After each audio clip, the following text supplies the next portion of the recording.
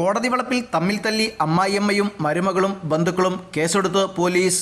വ്യാഴാഴ്ച ഉച്ചയോടെ നാസിക്കിലാണ് ഈ സംഭവം. കോടതിയിൽ വിചാരണയ്ക്കായി മുഖാമുഖം വന്ന അമ്മായിയമ്മയും മരുമകളും തമ്മിലാണ് വാക്കേറ്റമുണ്ടായത്.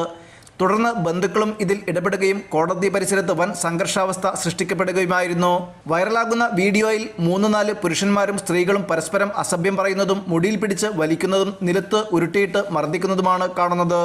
ഈ സമയം ചില വനിതാ പോലീസുകാരും അഭിഭാഷകരും സംഭവം എന്താണെന്ന് നോക്കി വെറും കാഴ്ചക്കാരെ പോലെ നിൽക്കുകയാണ്. എന്നാൽ ബന്ധുക്കൾ തമ്മിൽ ആക്രമണം തുടർന്നതോടെ ചിലർ തർക്കം പരിഹരിക്കാൻ സർക്കാർ വാട പോലീസിനെ വിവരമറിയിച്ചു. കോടതി കവാടത്തിൽ ഇത്തരമൊരു പോരാട്ടം നടന്നതോടെ സംഭവം ചർച്ചാ വിഷയമായി. ഏതായാലും സംഘർഷം കടുത്തതോടെ ഒടുവിൽ പോലീസ് ഇടപെട്ട് ഇരുകൂട്ടർക്കെതിരെയും നടപടിയെടുത്തു.